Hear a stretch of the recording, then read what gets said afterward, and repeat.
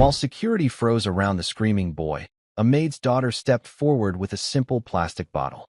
She silenced the room with bubbles. Unaware, the desperate billionaire father was watching from above. "Stand back. Give the boy room." The security chief's order only fueled the chaos. On the polished marble floor, 8-year-old Billy wasn't throwing a tantrum. He was fighting a war against the noise inside his head, thrashing to block out the world.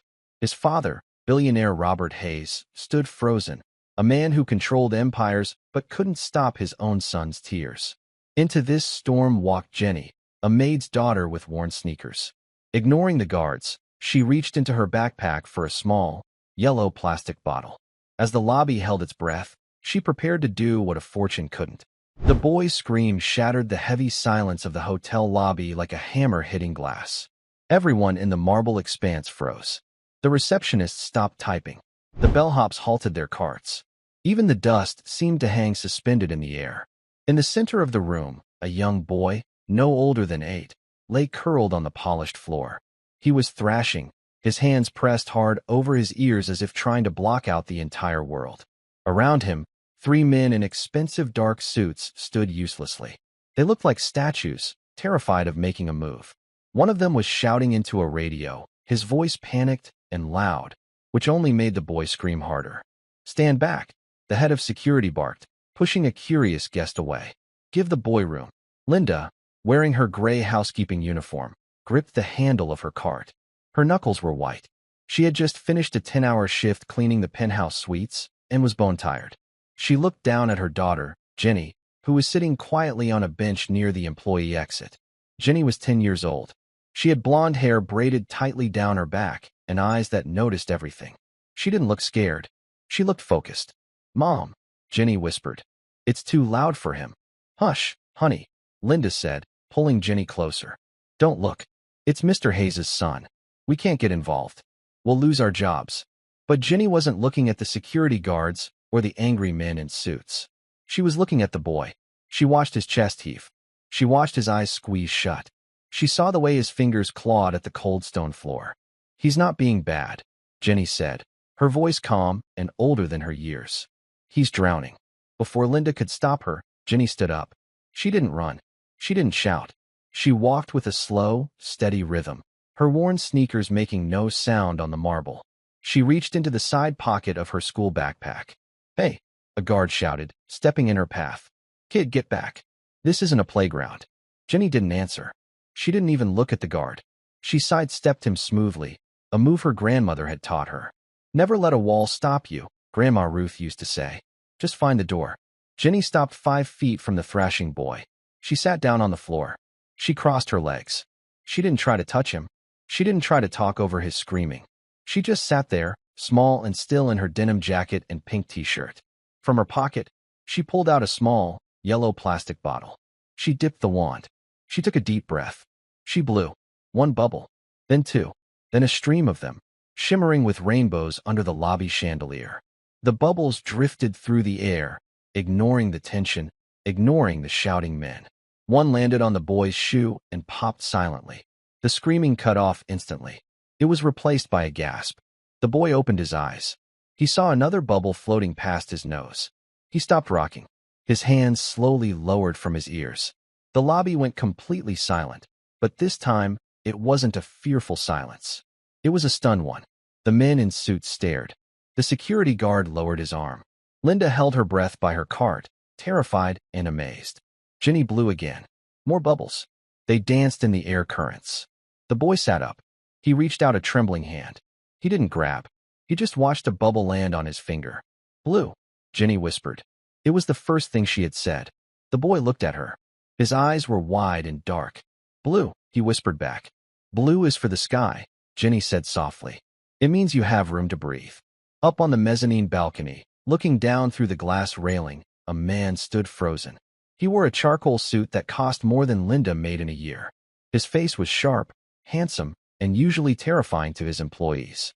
Robert Hayes, the billionaire owner of the Hayes Hotel Group. A man who could negotiate deals with fierce CEOs but froze every time his own son cried. He gripped the railing. He had been about to rush down, to order the doctors, to yell at the security staff. But now he couldn't move. He watched a maid's daughter, a child with scuffed shoes, do what he had failed to do for 5 years. She had stopped the storm. Robert turned to his assistant. "Bring them up," he said. His voice was rough. "The girl. And her mother." "Sir," the assistant stammered. "That's housekeeping staff. We should just send them home and—" "I said bring them up," Robert snapped. "Now." 5 minutes later, the boy, Billy, was calm. A nanny had come to take him to the car, but Billy refused to move until Jenny gave him the small bottle of bubbles. "Keep it," Jenny had said. "It's magic water. It pushes the noise away." Now, Linda and Jenny stood in the center of Robert Hayes's massive office. The walls were glass, overlooking the city skyline. It was beautiful, but it felt cold, like the inside of a refrigerator. Linda was twisting her apron in her hands. "Mr. Hayes, I am so sorry," she began, her voice shaking. "She knows she isn't supposed to bother the guests. She's just a child. Please, I really need this job." Robert didn't speak at first. He stood behind his desk, staring at Jenny. He looked at her like she was a puzzle he couldn't solve. "Who taught you that?" Robert asked. He ignored Linda's apology completely. He was looking only at the 10-year-old. Jenny stood tall. She didn't slouch. "Taught me what, sir?" "The bubbles," Robert said. "The counting. The sitting on the floor. I have hired top specialists from Europe. I have hired doctors with 3 degrees. They all try to hold him down or give him shots. You blew soap and water." Jenny shrugged one shoulder. "My grandma Ruth taught me." Robert narrowed his eyes. "Is your grandmother a doctor?" "No, sir," Jenny said. "She was a medic in the army. She flew in helicopters to get people out of bad places." Robert paused. "And what does that have to do with bubbles?" "Grandma said that when people are scared, their heads get too loud," Jenny explained. She spoke clearly, without fear. She said panic is like a siren in a small room. You can't shout over it. You have to open a window. The bubbles are the window. They give your eyes something slow to watch, so your heart remembers how to beat slow, too. Robert stared at her. The silence in the room stretched out. "Grandma Ruth," Robert repeated. "Where is she now?" "She passed away last winter," Linda said softly, stepping forward to protect her daughter. "She lived with us. She had a way with people." Robert looked at Linda, really seeing her for the first time. He saw the tired lines around her eyes, the worn fabric of her uniform. Then he looked back at Jenny. "My son, Billy," Robert started, then stopped. He cleared his throat. It was a rare sign of weakness for him. "Billy has been diagnosed with severe sensory overload. The doctors say he is difficult. They say he can't connect." "He connected with the bubble," Jenny said. "Yes," Robert said. "He did." He walked around the desk. He stopped in front of Linda. "I want you to bring her back," Robert said. Linda blinked. "Back? To the hotel? She usually stays with a neighbor, but today—" "No," Robert interrupted. "To my home. The estate outside the city." Linda took a step back. "Mr. Hayes, I clean rooms. We aren't babysitters." "I don't need a babysitter," Robert said sharply. "I have 5 of those. They are useless. He looked at Jenny again. "I need someone who knows how to open a window." "I can't," Linda said. "I have shifts. I have to work." "I will pay you double your current salary," Robert said. "For 3 hours, twice a week. You bring her to the house.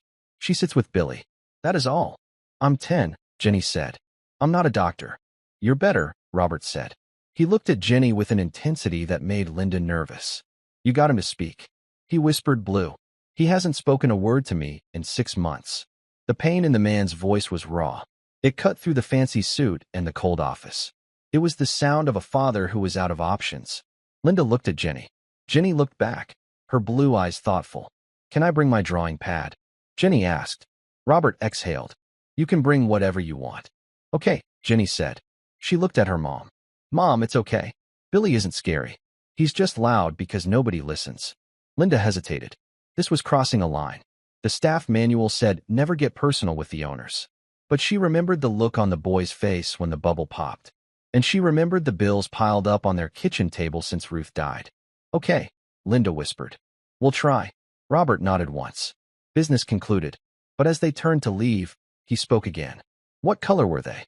Jenny paused at the heavy glass door. "The bubbles." "Yes. They were rainbow," Jenny said. "But you have to start with blue. Grandma said blue is the color of it's going to be okay." Robert looked down at his expensive leather shoes. I haven't felt blue in a long time. Then you should watch the bubbles, too, Ginny said.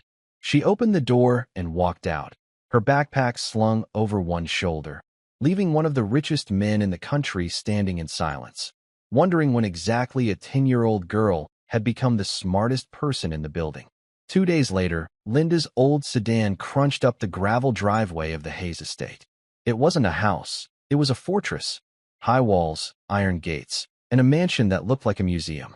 It looks lonely, Ginny said from the back seat. It looks like a lot of windows to clean, Linda muttered, gripping the steering wheel. Remember, Jen, be polite. Don't touch anything unless you have to. And if the boy gets violent, you move away. Immediately. He won't, Ginny said. She was clutching her sketchbook. A butler opened the door. The inside was even colder than the office. Everything was white, gray, or black. Sharp edges. Glass tables. It was a house designed for a magazine, not for a child. Robert was waiting in the foyer. He wasn't wearing a suit today, just a stiff button-down shirt. He looked tired. He's in the playroom, Robert said, skipping the hello. The nanny is on standby, but I told her to stay in the hall. Where should I go? Linda asked. The kitchen, Robert said. Cook has tea. Linda nodded and walked away, looking back nervously at her daughter. Ginny stood alone in the giant hallway. This way, Robert said. He led her down a long corridor. They reached a door. Robert stopped. His hand hovered over the handle. He looked afraid. He had a bad morning, Robert admitted quietly. He threw his breakfast. He bit the doctor. Ginny looked up at the tall man. Did you yell at him? Robert stiffened. I tried to discipline him. He needs structure. Grandma Ruth said you can't build a house during an earthquake, Ginny said. You have to wait for the ground to stop shaking. Robert looked at her, his jaw tight. Then, he opened the door. The room was full of expensive toys. Electronic robots, educational screens, plastic towers. But Billy was in the corner, behind a heavy velvet curtain, hiding. Billy, Robert said, his voice commanding. We have a guest. No movement from the curtain. Ginny gently pushed past Robert. You can't talk to him from up there, she whispered to the father. You're too high up. You look like a giant. Ginny walked into the room. She didn't go to the curtain. She went to the middle of the rug. She sat down. She opened her sketchbook. She took out a box of crayons. She started to draw. She didn't say a word. Robert watched from the doorway, arms crossed. He wanted to intervene. He wanted to tell her to go over there and engage the boy. That's what he was paying for. Action. Results. But Ginny just drew. Scratch, scratch, scratch. The sound was rhythmic. Soft. 3 minutes passed. Robert checked his watch. This was a waste of time. Then, the curtain moved. A small face peeked out. Billy looked at the girl. He looked at the crayons. Ginny didn't look up. She just slid a single blue crayon across the rug. It rolled and stopped 3 feet from the curtain. It's a good blue, she said to the air. Like the ocean. Billy stared at the crayon. He took a step out. Then another. He crept toward the crayon like a shy animal. He picked it up. He looked at Ginny. Ginny kept drawing. Billy sat down. Not next to her, but close enough. He put the crayon to the paper. Robert, standing in the doorway, felt a lump form in his throat. He realized he was holding his breath. The drawing session lasted 20 minutes. To Robert Hayes, a man who measured his life in nanoseconds and stock ticks, it felt like a year. But it was the most peaceful year he had ever endured. He watched his son's hand. Billy gripped the blue crayon like a dagger at first, tight and white-knuckled. But as Ginny hummed, a low, wordless tune that sounded like wind through tall grass, Billy's grip loosened. He drew a jagged line, then a circle. Ginny didn't praise him. She didn't clap her hands like the therapists who used high-pitched voices that made Robert's teeth ache. She simply nodded and drew a fish next to his circle. He's lonely, Ginny whispered, pointing to the fish. Billy stopped. He looked at the fish. He looked at Ginny. Then, slowly, he picked up a green crayon. He drew a clumsy shape next to the fish. It looked like a rock, or maybe another fish. Now he has a friend, Billy said. His voice was rusty and used. Robert let out a breath that shuddered in his chest. He took a step forward, his expensive leather shoes squeaking on the hardwood. Billy flinched. The green crayon snapped in his hand. He pulled his knees up, hiding his face instantly. Don't, Ginny said sharply. She didn't look at Robert, but her command was aimed like an arrow at his chest. You broke the water. I just wanted to see. Robert defended himself. though he felt strangely small. You walked heavy, Ginny said, standing up. She brushed crayon wax off her jeans. Grandma Ruth said you have to walk like a deer in the woods. If you stomp, the birds fly away. She looked down at Billy. We have to go now, Billy. My mom has to cook dinner. Billy didn't look up, but his hand crept out and touched the edge of Ginny's sneaker. It was a plea. Stay? I'll come back, Ginny promised. Keep the fish safe. She walked to the door, past the billionaire who controlled half the city's real estate, and took her mother's hand. Linda looked pale, her eyes darting between her daughter and her boss, waiting to be fired. Same time Thursday, Robert said. His voice was devoid of its usual power. It sounded hollow. Linda nodded, too scared to speak. She pulled Ginny into the hallway. As they walked to the car, the heavy oak door clicked shut behind them. The silence of the estate was heavy, but inside the old sedan, Linda finally exhaled. Ginny, Linda said, starting the engine. You cannot speak to Mr. Hayes like that. He is a very important man. Ginny buckled her seatbelt.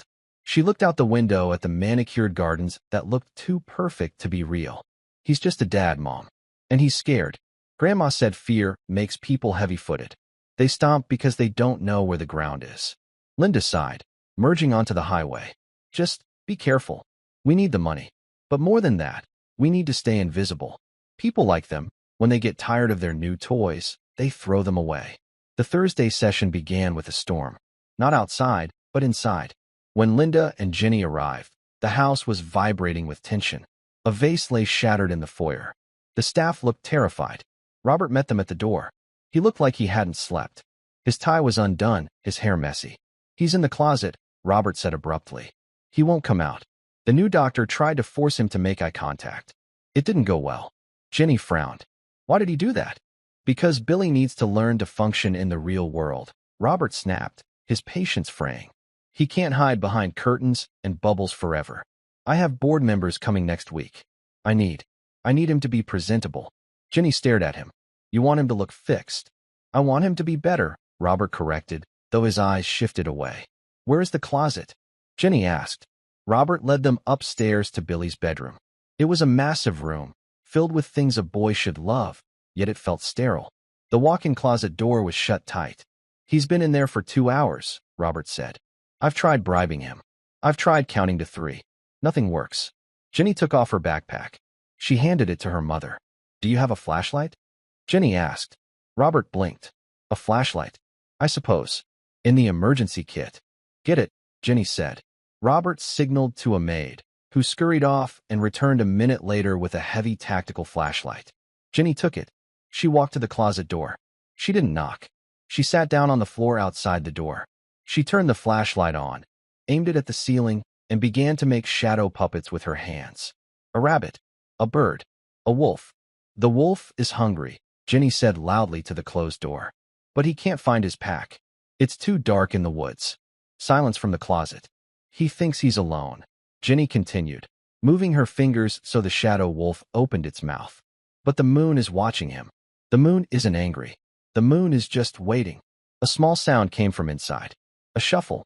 Ginny kept the shadow wolf moving. The wolf is sad because his dad is a bear. And bears are loud. Bears roar when they are scared. Wolves just howl. Robert, standing by the bed, felt a sting behind his eyes. A bear. Was that what he was? A lumbering, roaring thing destroying the ecosystem of his own home? The closet door cracked open an inch. A sliver of darkness peered out. Ginny didn't look at the door. She looked at the shadow on the ceiling. Come out, wolf. The bear is sleeping. Robert stood perfectly still. He barely breathed. Billy crawled out. His face was streaked with tears, his nose running. He looked small and defeated. He crawled right past Ginny and curled up in the beam of the flashlight, bathing in the artificial light like it was a campfire. Ginny lowered her hands. The shadow wolf vanished. She reached into her pocket and pulled out a small, folded piece of paper. I made you a map, she whispered. Billy looked at the paper. He unfolded it with trembling fingers. It wasn't a map of the world. It was a drawing of the house. But instead of rooms, Ginny had labeled them with feelings. The kitchen was yellow, warm. The office was black, loud. The garden was green, safe. And the closet was blue. Deep water. Billy read the label on the closet. It's okay to go to deep water, Ginny said. But you can't live there. You turn into a fish if you stay too long. And you're a boy. Billy sniffled. He looked at his father. Robert wanted to rush forward. He wanted to scoop his son up and promise he'd never hire another doctor again. But he remembered Ginny's words. Walk like a deer. Robert took one slow step. He knelt on the expensive carpet. He didn't speak. He just waited. Billy looked at the map. Then he looked at Robert. He pointed to the black room on the drawing. The office. Loud, Billy whispered. I know, Robert said, his voice cracking. I'm sorry. I'll try to turn the volume down. Billy didn't smile, but his shoulders dropped 2 inches. The tension left his body. Ginny stood up. She looked at Robert. Her gaze was measuring, like a carpenter checking the strength of a beam. He needs to eat, Ginny said. But not at the big table. The big table is too far apart. A picnic? Robert asked, feeling ridiculous. Floor picnic, Ginny confirmed. In the yellow room. An hour later, the staff of the Hayes estate witnessed something they would gossip about for years. Robert Hayes, the billionaire, was sitting on the kitchen floor, eating a grilled cheese sandwich off a paper plate. Linda sat on a stool nearby, looking uncomfortable but relieved. Ginny and Billy sat cross-legged, trading apple slices. Robert watched them. He saw how Ginny guided Billy without touching him. She used her voice like a tether, keeping him grounded. My mother. Your grandmother, Robert said, wiping crumbs from his chin. You said she was a soldier? Ginny nodded, chewing. She was a medic. She said the hardest part wasn't the noise of the guns. It was the silence afterwards. That's when the soldiers got scared, because the silence meant they were alone with their thoughts. Robert nodded slowly. And how did she help them?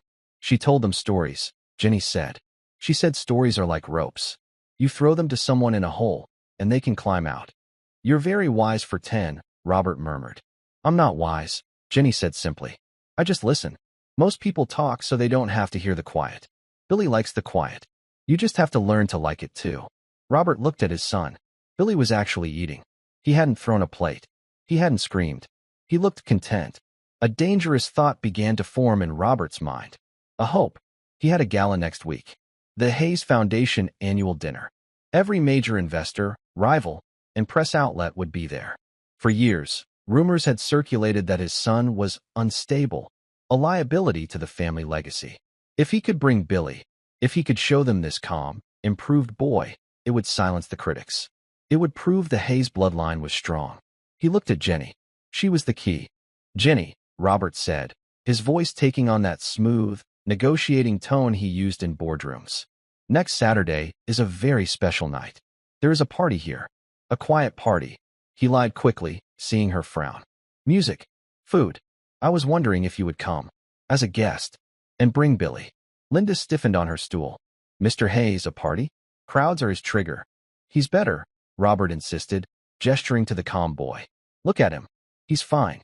With Ginny there, he'll be fine. I need him to be there, Linda. It's important for the family image. Ginny stopped eating. She looked at Robert with a gaze that felt like it was x-raying his soul. You want to show him off, Ginny said. It wasn't a question. I want to include him, Robert corrected. He's my son. He shouldn't be hidden. If he gets scared, we leave, Ginny said. Immediately. No goodbyes. No pictures. Agreed, Robert said too quickly. I promise. Ginny looked at Billy, who was oblivious, stacking apple slices into a tower. She looked back at Robert. She didn't trust him. She could see the hunger in his eyes, not for food, but for validation. He wanted his son to be a trophy, not a boy. But she also saw the desperation. He loved his son, but he loved his reputation too. They were fighting inside him. Okay, Ginny said, but I'm not wearing a dress. Grandma Ruth said never wear clothes you can't run in. Robert smiled, a genuine, victorious smile. Wear whatever you want, Ginny. Just bring your bubbles. As Linda and Ginny left that evening, the air outside felt different. Heavier. I have a bad feeling, Linda whispered as they drove through the iron gates. He's rushing it. He sees what he wants to see. I know, Ginny said, staring at her sketchbook in the dark car. She had drawn the shadow wolf again. But this time, the wolf was surrounded by hundreds of eyes. Mom. Yeah, baby. If the bear roars at the party, Ginny whispered. We have to be the ones to protect the wolf. Linda reached over and squeezed her daughter's hand. We will. I promise. But promises, as Ginny knew from her grandmother's stories, were easy to make in the quiet. They were much harder to keep when the noise started. And the noise was coming. The ballroom of the Hayes Hotel was not a room. It was a mouth. Gold leaf teeth lined the ceiling in the form of massive chandeliers. The red carpet was a tongue, waiting to swallow anyone who tripped. And the noise, the clinking of crystal, the roar of 100 conversations, the swell of a string quartet, was the breath of a beast. Jenny stood at the edge of the carpet. She wore her Sunday church dress, a simple blue cotton that looked dull next to the silk and diamonds swirling around her. She gripped her yellow bottle of bubbles like a grenade. Next to her, Billy looked like a miniature waiter. His tuxedo was stiff. His bow tie was crooked. He was holding his father's hand so tight his knuckles were white. "Smile, William," Robert whispered. He wasn't looking at his son. He was scanning the room, looking for investors, for cameras, for approval. "Stand up straight." Billy didn't smile. He was vibrating. A low hum started in his throat, the engine of a panic attack revving up. "Mr. Hayes," Linda said, stepping closer. She was wearing her best black slacks and a white blouse, trying to blend in with the staff. "It's too loud. We should take him to the side room now." "Nonsense," Robert said, his voice tight. "We just got here. The board members are by the stage. We have to say hello. It will take 5 minutes." 5 minutes is a long time underwater," Jenny said. Robert ignored her. He pulled Billy forward. "Come on, son. Show them you can do it." They walked into the crush of people. To Robert, this was his kingdom. To Billy, it was a war zone. Every perfume scent was a chemical attack. Every laugh was a shriek. Billy squeezed his eyes shut. He stumbled. "Watch it." A woman with a champagne flute snapped, then saw Robert. Her face instantly changed to a plastic smile. "Oh, Robert. And this must be the little one." She looked at Billy like he was a broken exhibit in a museum. "This is William," Robert announced proudly. "He's doing much better." "Is he?" the woman asked, arching a brow. "He looks intense." "He's focused," Robert lied. He nudged Billy. "Say hello to Mrs. Vanderbilt, Billy." Billy didn't speak. He was rocking on his heels. The hum in his throat was getting louder. Jenny moved. She didn't ask permission. She stepped between the woman and Billy. She acted as a human shield. "He can't say hello right now," Jenny said clearly. "He's busy holding the floor down." Mrs. Vanderbilt blinked. "Excuse me. If he lets go, he might float away," Jenny explained earnestly. "Gravity is slippery in here." The woman laughed, a sharp, unkind sound. "What a quaint imagination. Is this the nanny's child, Robert?" Robert's face reddened. He felt the judgment of the room. He felt the cracks in his perfect image. "She's the companion." "Billy, stop rocking. Stand still." He gave Billy's hand a sharp tug. That was the spark. Billy yanked his hand back. He opened his eyes, and they were wild with terror. The room tilted. The lights flared. The bear was roaring, and his father had just let go of the rope. Billy screamed. It wasn't the scream from the lobby. This was worse. This was a high-pitched, shattering wail of betrayal. He dropped to the floor. He began to slam his hands against the expensive carpet. He kicked out, knocking over a waiter passing with a tray of drinks. Glass shattered. Champagne soaked the hem of Mrs. Vanderbilt's gown. The music stopped. The conversation died. Hundreds of eyes turned to them. "Stop it," Robert hissed, dropping to his knees. He wasn't comforting his son. He was trying to restrain him. He grabbed Billy's wrists. "William, stop this instant. Everyone is looking." Billy thrashed harder, hitting his father in the chest. "No, no. Too loud. Too loud. Get him up." Robert yelled at Linda. "Get him out of here." Linda rushed forward, but she was crying, panicked. She reached for Billy, but he was a whirlwind of limbs. Then, a bubble floated past Robert's angry face. Then another. Jenny was standing on a chair. She had climbed up to get above the sea of tuxedos. She was blowing bubbles over the heads of the stunned crowd. "Look up, Billy," she shouted. Her voice wasn't soft this time. It was a command. "Count them. 1, 2. The crowd gasped. A girl in a cotton dress, standing on a velvet chair, blowing soap at a billionaire. Billy heard her voice. He stopped kicking. He looked up through his tears. He saw the bubbles drifting toward the chandeliers. "Red," Billy choked out. The lights reflected in the soap made them look red. "Catch the red one," Jenny commanded. "Don't let it touch the ground." Billy scrambled on his hands and knees. He ignored his father. He ignored the spilled champagne. He crawled after the bubble. "This is ridiculous," A board member muttered nearby. The boy is deranged. Robert heard it. The shame burned through him like acid. He stood up, brushing wet dirt from his knees. He saw his son crawling on the floor like an animal. He saw the guests whispering. He saw the camera phones raised, recording the spectacle. He snapped. He didn't grab Billy. He grabbed the bubble wand from Ginny's hand. Enough, Robert roared. He threw the yellow bottle across the room. It hit a wall and cracked, spilling soapy water onto the pristine floor. The room went dead silent. Ginny froze on the chair. She looked at the broken bottle. Then she looked at Robert. Her eyes weren't scared anymore. They were disappointed. You broke the window, Ginny whispered. Billy stared at the spot where the bubbles had stopped. He looked at his father, really looked at him. He didn't scream. He just went completely still. His face shut down. The light behind his eyes vanished. He retreated so deep inside himself that he wasn't there anymore. Take him home, Robert said. His voice was shaking, but he refused to look at his son. He fixed his tie, turning his back on them to face the crowd. Linda, take them both. Get them out of my sight.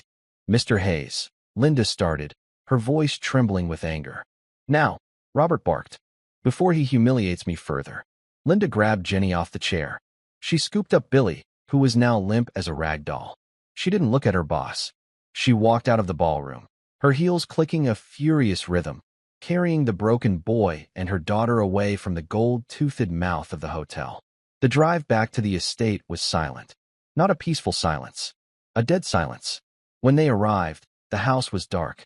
Linda took Billy up to his room. She tucked him in. He didn't move. He lay staring at the ceiling, catatonic. Ginny sat on the floor of the hallway, knees pulled to her chest. Linda came out of the room and closed the door softly. She slid down the wall and sat next to her daughter. She put her head in her hands and wept. I'm sorry, baby, Linda sobbed. I should have stopped it. I shouldn't have let him take us there. He's a bear, Ginny said quietly. He doesn't know he's hurting people. He just knows he's big. We're done. Linda wiped her eyes. We're not coming back. I'll find another job. I can't. I can't watch him treat his son like a prop. We can't leave Billy, Ginny said. We have to, Linda said firmly. Mr. Hayes fired us, Ginny. Effectively. And even if he didn't, I won't expose you to that man's temper. The front door slammed downstairs. Heavy footsteps echoed on the marble. Robert was home. He didn't come upstairs. He went straight to his office. The sound of glass shattering, a tumbler of scotch thrown against a wall, echoed up the ventilation shafts. Ginny stood up. Ginny, no, Linda warned, grabbing her daughter's arm. I have to get my sketchbook, Ginny lied. I left it in the library. I'll get it, Linda said. No, Ginny said. She pulled her arm free. Grandma Ruth said you don't run from the battlefield until everyone is accounted for. Billy is still on the field. Before Linda could stop her, Ginny ran down the stairs. She didn't go to the library. She walked straight to the office. The door was open. Robert was sitting behind his desk, head in his hands. His tuxedo jacket was on the floor. He looked wrecked. A man who had everything, and had just realized he had nothing. Ginny walked in. She didn't knock. Robert looked up. His eyes were red. I told your mother to take you home. We are going, Ginny said. But you forgot something. I forgot nothing, Robert spat. I gave him everything. Best doctors. Best schools. And he crawls on the floor. He was crawling to the light, Ginny said. You were the one standing in the dark. Robert laughed, a bitter, ugly sound. You think you know everything because you blew some bubbles? You're a child. You don't know what it's like. The pressure. The expectations. I have a legacy to uphold. Billy is your legacy, Ginny said. Not the hotel. Robert slammed his hand on the desk. He is broken. I have tried to fix him for 5 years. He isn't broken, Ginny shouted back. Her voice cracked, finally showing the child beneath the wisdom. He's just loud inside. And you keep adding more noise. She reached into her pocket. She pulled out the drawing she had made. The map of the house. She walked forward and slammed it onto the mahogany desk. He made this, Ginny said. Look at it. Robert looked down. He saw the blue closet, the yellow kitchen, and the black office. He drew this room black, Ginny said. Do you know why? Robert didn't answer. Because this is where the monster lives, Ginny said. Not a monster under the bed.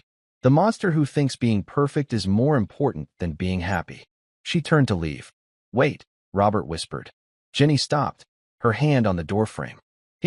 He drew me as a monster? No, Ginny said softly, looking back. He didn't draw you at all. You aren't in the picture, Robert. That's the problem. She left him alone in the silence of his black room. The next morning, the sun rose over the city, indifferent to the disasters of the night before. Linda and Ginny were in their small apartment. Linda was circling ads in the newspaper, eyes puffy. Ginny was packing her backpack for school. There was a knock on the door. Linda froze. If that's the landlord. She walked to the door and opened it. It wasn't the landlord. It was Robert Hayes. He wasn't wearing a suit. He was wearing jeans and a sweater. He looked like he hadn't slept in a week. He held a cardboard box in his hands. Mrs. Miller, Robert said. He didn't call her Linda. He used her name with respect. Mr. Hayes, Linda said, blocking the doorway. We don't want trouble. We'll pick up my final check next week. I didn't come to fire you, Robert said. I came to return something. He held out the box. Linda hesitated, then took it. She opened the lid. Inside were bottles. Dozens of them. Yellow, blue, pink. Bubble solution. Enough to fill a swimming pool. I bought every bottle in the city, Robert said. His voice was quiet. Humble. I don't know how to use them. Not really. He looked past Linda, into the small, cramped apartment. He saw Ginny standing by the kitchen table. I tried this morning, Robert confessed to the girl. I sat on the floor. I tried to blow them, but my hands were shaking too much. Ginny walked to the door. She looked at the billionaire in her doorway. Why were your hands shaking? Ginny asked. Because I was scared, Robert admitted. Tears welled in his eyes. I'm scared I've lost him. I went into his room. He won't look at me. He won't eat. He's just gone. He dropped to his knees right there in the hallway of the tenement building. The powerful CEO, kneeling on the dirty linoleum. Please, Robert whispered. I don't need a maid. I don't need a companion. I need a teacher. Teach me how to stop the noise. Ginny looked at her mother. Linda looked at Robert, seeing the total surrender in the man. Ginny stepped out into the hall. She reached into the box and took out a single yellow bottle. Stand up, Ginny said. Robert stood up, wiping his face. We don't start with bubbles, Ginny said. We start with the shoes. The shoes? Robert asked.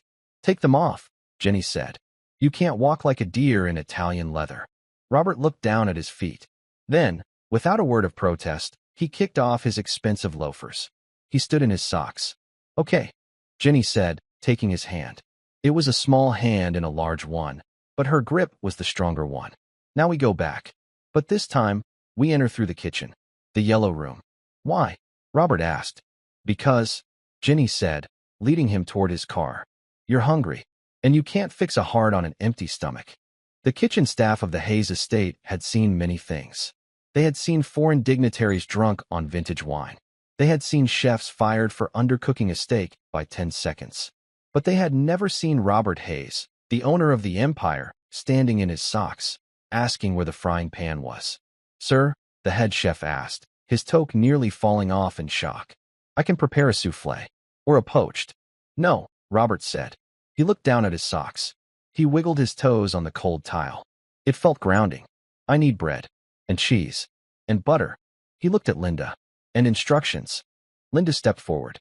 She took off her coat. She didn't ask for an apron. She walked to the giant industrial stove like she owned it. Low heat, Linda instructed, her voice steady. Butter the bread, not the pan. And patience. If you rush it, you burn it. Like everything else, Robert murmured. For 20 minutes, the billionaire learned to make a grilled cheese sandwich. He burned his thumb. He dropped a slice of cheddar. But he didn't yell.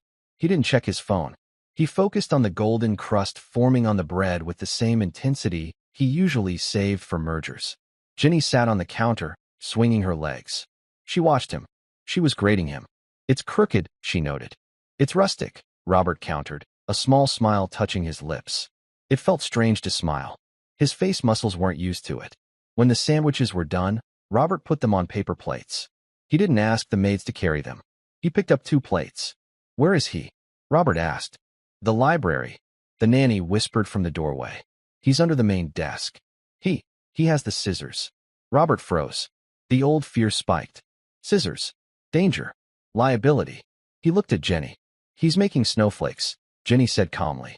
It's winter in his head. He needs snow. Robert exhaled. He nodded. Snowflakes. Okay. He walked out of the kitchen, patting softly in his socks across the expensive Persian rugs. Linda and Jenny followed a few paces behind, like a rear guard. The library was dark. The heavy curtains were drawn. Under the massive oak desk, a fortress had been built. Books were stacked as walls. Robert approached the desk. He didn't knock on the wood. He didn't call out his son's name. He sat down on the floor. He slid the paper plate across the carpet until it touched the wall of books. "Room service," Robert whispered. Silence from the fort. Then, the sound of paper cutting stopped. "It's rustic," Robert added. "That means I made it wrong, but it still tastes good." A hand reached out. It wasn't fearful this time. It was curious. Billy dragged the plate into the darkness. Robert waited. He watched the dust motes dancing in a sliver of light from the window. He realized he hadn't looked at dust motes in 40 years. "I have a bottle," Robert said to the air. "But I don't know how to work it. The manual is missing." Billy crawled out. He was holding the scissors, but he held them by the blades, offering the handle. A peace offering. Or maybe a tool. He looked at his father. Really looked at him. He saw the socks. He saw the butter stain on Robert's shirt. He saw the man, not the suit. "You have to breathe," Billy whispered. Robert's heart hammered. "I am breathing." "No," Billy said. He put the scissors down. He reached into his pocket and pulled out the yellow bottle Robert had bought. He unscrewed the cap. "You breathe out. You have to give your air to the bubble." Robert took the wand. His hands were shaking again. He dipped it. He brought it to his lips. He thought about the board meeting he was missing. He thought about the stocks dropping. He thought about the whispering guests. Then he looked at Billy's eyes. They were blue. A deep, waiting blue. Robert blew. A single, wobbling bubble drifted out. It wasn't perfect.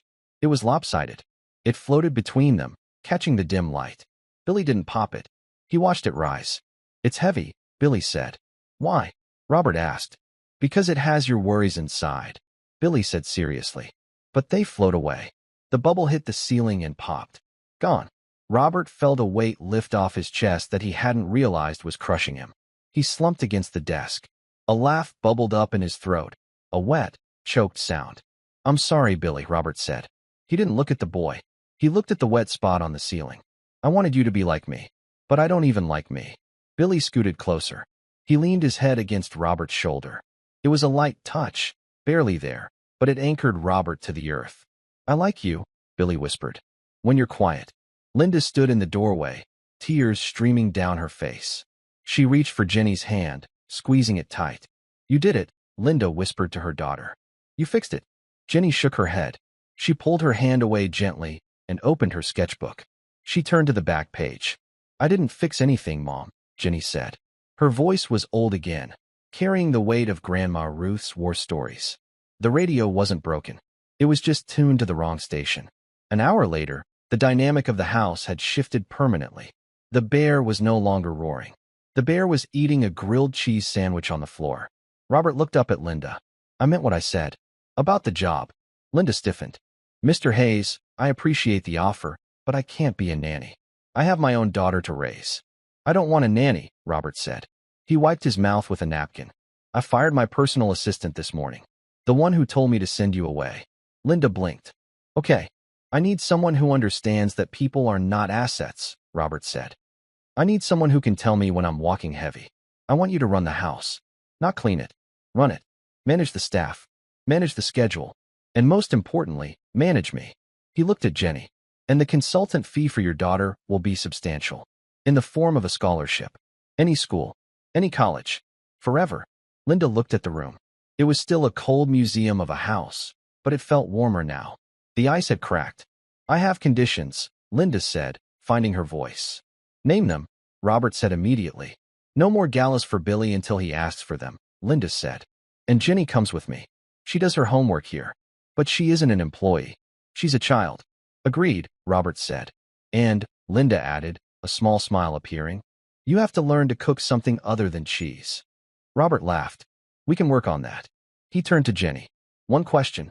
Before we sign the treaty." Jenny looked up from her drawing. "Yes." "The magic water," Robert said. He picked up the yellow bottle. "What is in it? I need to order more." "Is it a special chemical?" "A sedative mix." Jenny looked at the bottle. Then she looked at Robert with a pitying smile. "It's dish soap, Robert," she said. "From the dollar store. And tap water." Robert stared at the bottle. "Soap." The magic isn't in the bottle, Ginny said, tapping her own chest. The magic is that you have to stop screaming to use it. You can't blow a bubble while you're yelling. Grandma Ruth said the bubble is just a trick to make you hold your breath. Robert looked at the cheap plastic wand. He looked at the billions of dollars of art on his walls, the statues, the legacy, all of it useless against the panic. And here, a 10-cent mixture of soap had saved his family. He realized then that he had spent his life building a fortress to keep the world out, when all he really needed was something fragile to let the world in. Dish soap, Robert whispered. He started to laugh again, a free, unburdened sound. Of course. 6 months later, the lobby of the Hayes Hotel was busy. A delegation from Tokyo was checking in. Phones were ringing.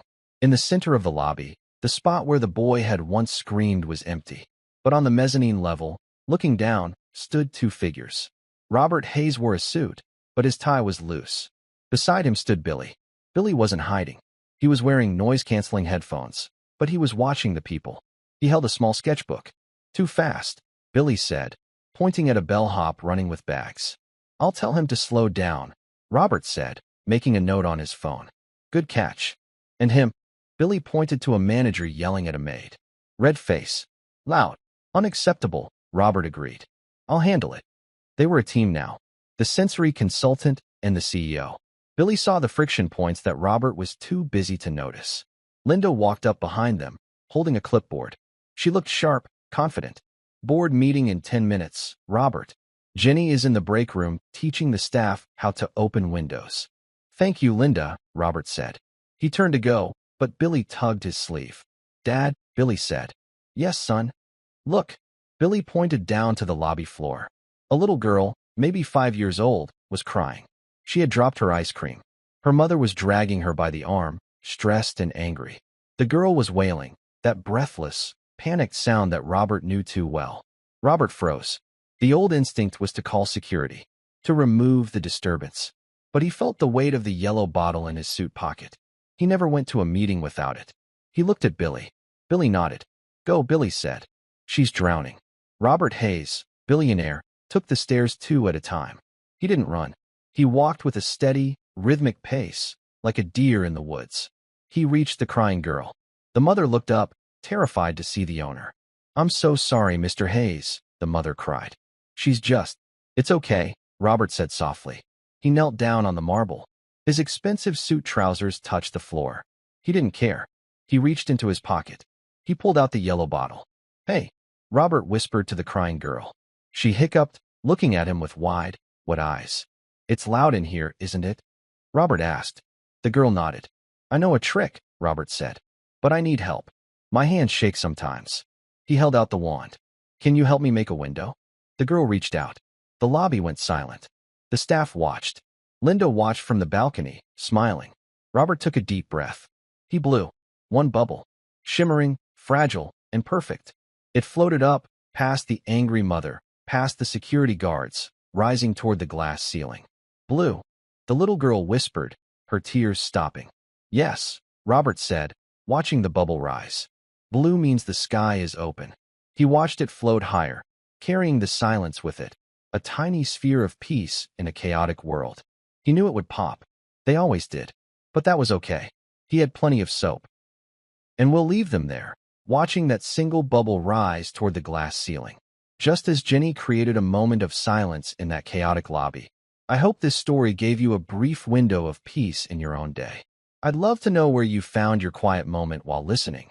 Maybe you're driving home, folding laundry, or just taking a deep breath like Robert finally did. Let me know in the comments. I read every single one. If you want to catch the next chapter of our journey, hitting like and subscribe makes all the difference. We're always refining our storytelling, so please share your feedback below. Thanks for watching.